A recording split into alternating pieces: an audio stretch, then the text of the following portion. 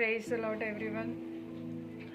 क्या कोई आज मैं आपको कुछ बताना चाहती हूँ। क्या कोई ऐसा पाप है जो हमारे बॉडी को नाश कर सकता है? हाँ, ऑफ कोर्स ऐसा पाप है। आज मैं बाइबल से आपको कुछ वचन शेयर करना चाहती हूँ, और शेयर करने से पहले मैं आज आपको एक छोटा सा स्टोरी बोलना चाहूँगी। एक छोटा सा बच्चा है जो 7-8 इयर्स का है, और उसका गोल ये है कि बड़ा होकर उसको फोटोग्राफर बनना है। और जब इसको फोटोग्राफर बनना है तो वो क्या करता है, वो जाकर बचपन से ही वो नेचर्स के फ़ोटो लेने लगता है, फ्लावर्स के फ़ोटो लेने लगता है। वो गार्डन में जहाँ जहाँ उसको अच्छी चीज़ें उसको मिलती है। और फिर वो जैसे जैसे बड़ा होता गया, जब भी इसको अपॉर्चुनिटी मिली कि वो उसमें आगे बढ़े, तो एक समय आया कि उसको नेक्स्ट लेवल उसका आया कि वो मॉडलिंग करना उसने स्टार्ट किया। जैसे ही वो मॉडलिंग करने लगा तो मॉडल्स के फ़ोटो वो खींचने लगा। उसके बाद नेक्स्ट कुछ मॉडल्स ऐसे भी होते हैं कि उनके न्यूड्स फ़ोटो लेनी होती है। तो जब भी वो उनके फ़ोटोज़ खींच रहा था, खींचते खींचते उसके आँखों के द्वारा वो पाप जो है उसके अंदर गया। और जब ये वो पाप उसके अंदर गया, उसने क्या किया, मैगजीन्स को मंगाने लग गया, मैगजीन्स को देखने लग गया, और पढ़ने लग गया। उसको पोर्नोग्राफी का एडिक्शन उसको हो गया। और वो होते होते क्या हो गया उसके अंदर एक लस्ट जैसा भर गया। अगर हम कुरिन्थियों में देखें, पहला कुरिन्थियों 6वां अध्याय उसका 18वां वचन में ऐसे लिखा है, व्यभिचार से बचे रहो। जितने अन्य पाप मनुष्य करता है वे देह के बाहर है, परंतु व्यभिचार करने वाला अपने ही देह के विरुद्ध पाप करता है। परमेश्वर ने ऑलरेडी हमको यहाँ पर चेतावनी दी है कि व्यभिचार से बचे रहो। जितने पाप मनुष्य अन्य करता है वो बाहर से करता है, लेकिन जो पाप वो व्यभिचार करता है वो अपने ही शरीर के विरुद्ध करता है। यानी कि व्यभिचार एक ऐसा पाप है जो तुम्हारे फ्यूचर को डिस्ट्रॉय करता है, तुम्हारे गोल को डिस्ट्रॉय कर सकता है, तुम्हारे शरीर को डिस्ट्रॉय कर सकता है। कैसे? परमेश्वर का वचन ऐसे कहता है, मत्ती में अगर हम जाएंगे तो मत्ती में ऐसे लिखा है कि अपने आँखों को शुद्ध रख। अपने आँखों से भी किसी को गंदी नज़र से ना देखो, अपने आँखों से भी किसी को देखकर मन में लालसाओं को उत्पन्न ना करो। क्यों परमेश्वर ने बोला कि अपनी आँखों को शुद्ध रख? क्योंकि परमेश्वर चाहता है कि देखो, जैसे वो छोटा बच्चा न्यूड्स, जब वो बड़ा हो गया तो वो मॉडलिंग के मॉडल्स के फ़ोटो लेने लग गया। तो वो जो फ़ोटो थे वो न्यूड्स थे, और जब भी वो देखने लग गया तो वो पाप जो है आँखों के द्वारा उसके अंदर चला गया, लस्ट।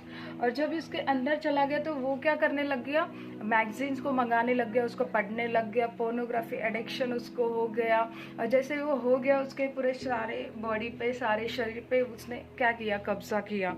अभी जो व्यक्ति लस्ट में और पाप में भरा रहता है ना, उसको ना उसके फ्यूचर की चिंता होती है, ना उसको वो क्या कर रहा है उसको कुछ समझ आता है, ना उसको आगे क्या करना है। उसकी बुद्धि जो है काम नहीं करती, क्योंकि परमेश्वर ने ऑलरेडी, बाइबल हमको बताती है कि परमेश्वर ने मनुष्य जाति के लिए ऑलरेडी भविष्यवाणी की है।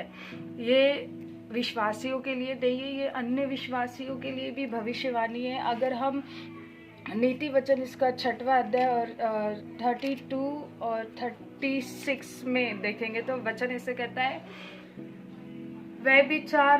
जो व्यभिचार करता है वे निरानिर्बुद्धि है, वो अपने शरीर को खुद ही घात करता है। और एक वचन वहाँ पर बताया गया है कि व्यभिचार जो व्यभिचार करता है, जो एक मिनट में आपको पढ़ देती हूँ वो वचन।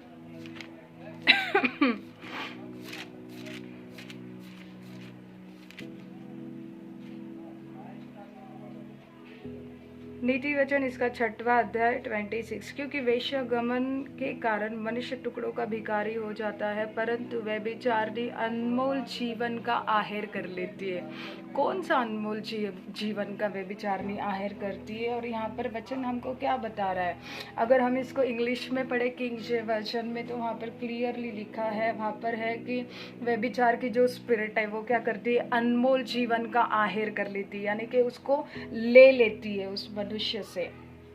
सपोज वो व्यक्ति को बड़ा मतलब आगे जाके फ्यूचर में उसको डॉक्टर होना है, लेकिन डॉक्टर से पहले उसके अंदर लस्ट भर गई, वासना भर गई, पाप भर गया, लड़कियों के साथ वो गलत कर रहा है, वो मोबाइल्स में गलत एडिक्शन में फंसा पड़ा है, तो ना ही उसका पढ़ाई में ध्यान रहेगा, ना ही उसके फ्यूचर के पास उसको ध्यान रहेगा, उसको खुद को पता नहीं चलेगा कि वो क्या कर रहा है। और यहाँ पर लिखा है कि जो व्यभिचार करता है, जो अपने शरीर को घात करता है, वो निरानिर बुद्धि है, यानी कि परमेश्वर उसके आइडियाज़ को बंद कर देता है, परमेश्वर उसके बुद्धि को कम कर देता है, उसकी सोचने की क्षमता कम हो जाती है, और वो वहाँ पर ही भटकते रहता है, वही पाप में। अगर हम सैमसंग को देखेंगे तो सैमसंग ने क्या किया? सैमसंग एक नाज़ीर था परमेश्वर का, ऐसा नाज़ीर था जो परमेश्वर ने उसके द्वारा हजारों फलस्तियों को सैमसंग मारता था जब भी परमेश्वर का आत्मा उसके ऊपर उतरता था। लेकिन सैमसंग ने क्या किया? जब भी एक लड़की के चक्कर में पड़ा, वो बार बार वहाँ पर जा रहा है, और वो लड़की बार बार उसको पकड़वा भी रही है, दुश्मनों के हाथों उसको करवा भी रही थी, लेकिन फिर भी सैमसंग ने जो है, उसका दिमाग में वो चीज़ नहीं आई, ना ही उसने सोचा कि मैं जिसके पास जा रहा हूँ, जिसके साथ मैं सो रहा हूँ, जिसको मैं बोल रहा हूँ कि मैं तेरे से प्यार करता हूँ, और वही लड़की मेरे को पकड़वा रही है दुश्मनों के हाथों, और बार बार मुझे पूछती है कि तेरा राज बताना, किस चीज़ में तेरी ताकत छुपी हुई है।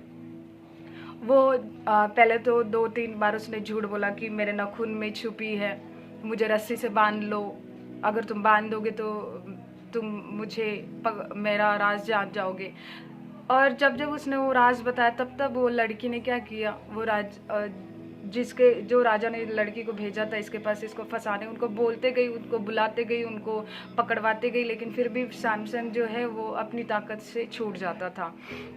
लेकिन वहाँ पर जैसे उसने वो व्यभिचार, उसने वो लड़की के साथ जाके गलत काम किया अपने शरीर के विरुद्ध, उसने जब भी वो लड़की के साथ सोया, वो लड़की के साथ पाप किया, तो उसकी जो बुद्धि है वो क्या हो गई?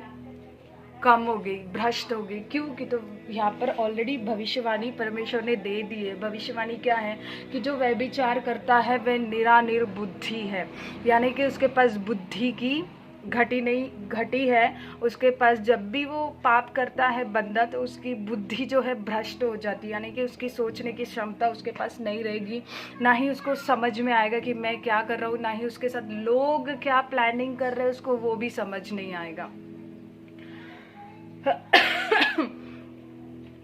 सैमसंग एक ऐसा इंसान जिसका फ्यूचर एकदम ब्राइट परमेश्वर ने बना के रखा था, जिसकी लाइफ, उसके जैसी लाइफ परमेश्वर ने और किसी को नहीं दी थी, लेकिन उसने अपनी लाइफ के ऊपर खुद ही शरीर के विरुद्ध पाप कर उसने डिस्ट्रॉय कर ली अपनी लाइफ को।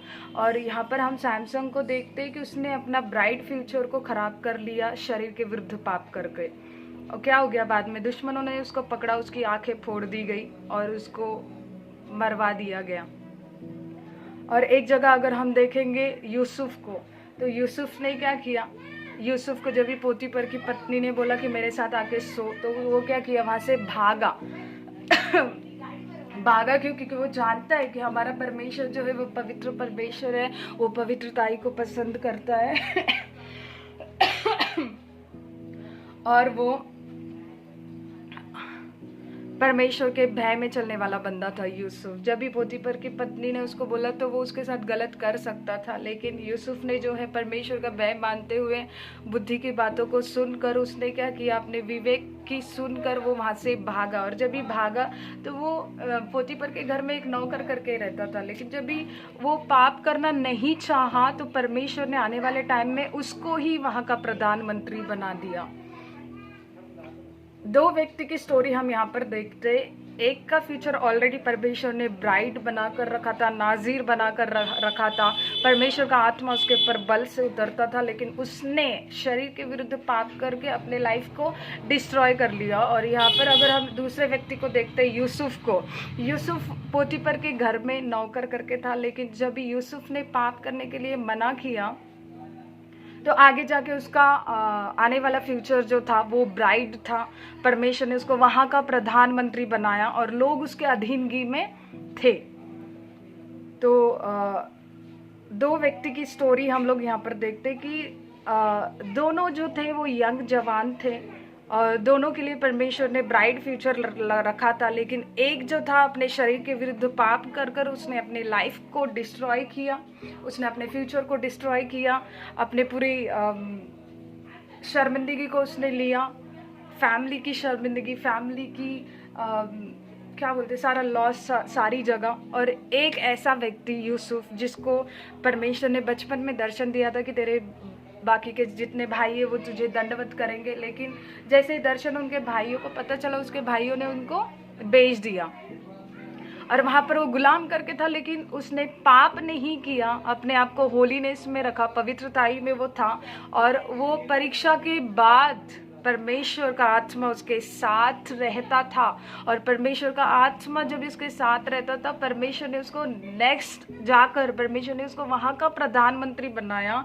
और इसके साथ भी परमेश्वर का आत्मा रहता था, सैमसंग के साथ।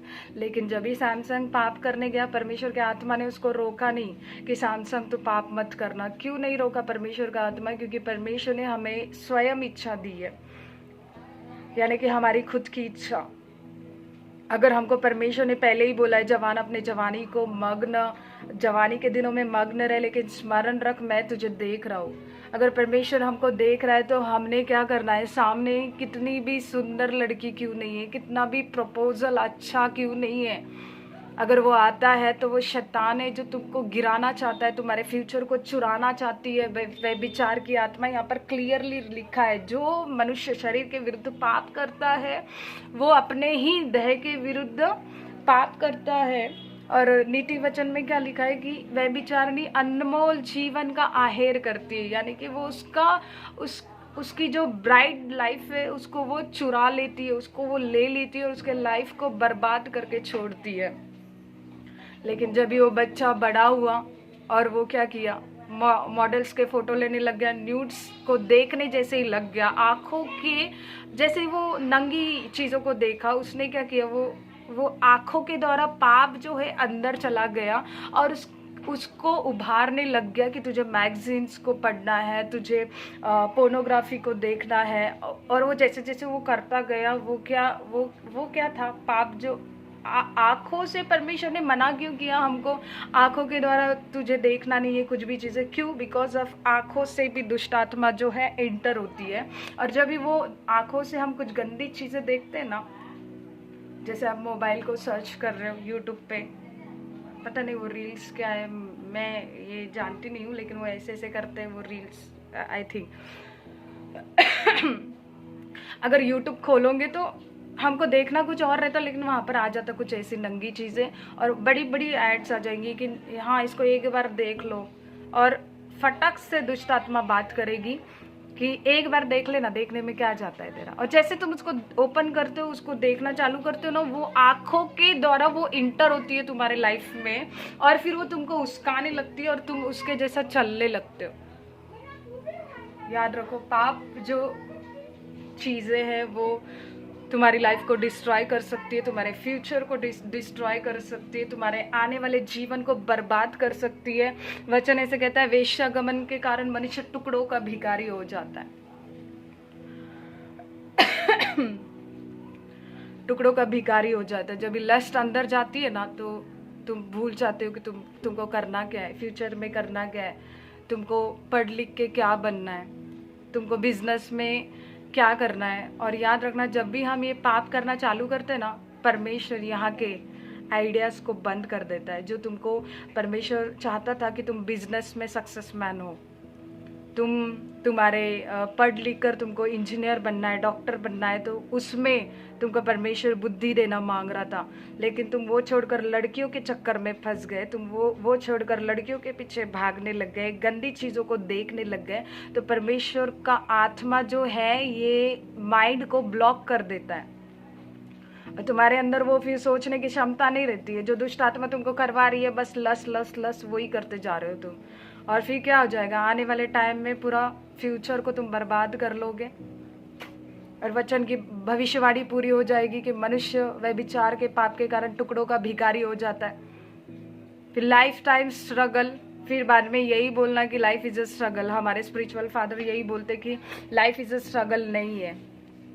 परमेश्वर ने हमको स्ट्रगल करने के लिए नहीं बनाया। परमेश्वर ने बोला कि मांगो तो तुम्हें मिलेगा, ढूंढो तो तुम पाओगे, खटखटाए तो तुम्हारे लिए खोला जाएगा। लेकिन कौन मांगेगा तो उसको मिलेगा, जो परमेश्वर के भय में रहेगा, जो परमेश्वर के वचनों के अधीन रहेगा, जो परमेश्वर को छोड़कर भागेगा नहीं। परमेश्वर ने जो तुमको चेयर दिया है उसको छोड़कर 10 बार भागोगे, फिर जाकर आके बैठोगे, फिर बोलोगे परमेश्वर मांगता हूँ तो देता क्यों नहीं है, ऐसे नहीं चलेगा। तो परमेश्वर के साथ, परमेश्वर के जो वचन है वो जीवित वचन है। परमेश्वर जो है वो जीवित परमेश्वर है। तुम्हारे गलतियों के कारण, तुम्हारे पापों के कारण तुम अपने लाइफ में स्ट्रगल कर रहे हो, तो वचन को ध्यान से पढ़ो, परमेश्वर के आत्मा की अगुवाई को मांगो, परमेश्वर के बुद्धि और ज्ञान को मांगो। परमेश्वर का आत्मा जो है आपको वचन के द्वारा बातें करेगा, वचन के द्वारा आपको छुड़ाएगा। अगर कोई पाप में है, कोई इस लस्ट में है, तो प्रभु को बोलो कि प्रभु मेरी जो कमज़ोरी है, मुझे इसमें से निकलने के लिए मुझे ग्रेस दे, मुझे ताकत दे, मुझे बल दे और मुझे बुद्धि दे, तेरा आत्मा मुझे छुड़ाए। प्रभु से हेल्प को मांगो, क्योंकि जो ये पाप है, ये पाप से तुम कितना भी कोशिश करोगे ना तो तुम छूट नहीं सकते हो, क्योंकि ये पाप से तुमको भागना है। अगर तुम बोलोगे नहीं मुझे भागना नहीं है, मैं यहाँ रह के मैं काउंसलिंग करूँगा, मैं बात करूँगा, मैं छूट सकता हूँ, मैं उसके सामने रहूँगा, तो ऐसे नहीं होगा। क्योंकि परमेश्वर ने वचन में हमको पहले ही बता दिया कि व्यभिचार से भागो। यूसुफ अगर नहीं भागता तो वो फंस जाता, वो क्या करा, भागा वहाँ से।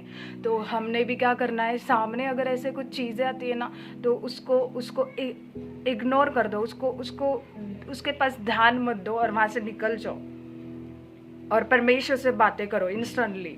क्योंकि ये जो समय चल रहा है ना, ये जो समय चल रहा है यंग लोगों के लिए, ये डेंजरस है एक्चुअली, मैं यही बोलूँगी। क्योंकि जहाँ पर भी जाओ, तुम यूट्यूब पे जाओ, फेसबुक पे जाओ, इंस्टाग्राम पर जाओ, इतनी गंदी गंदी चीज़ें आ रही है ना, खोलने के लिए भी डर लग रहा है।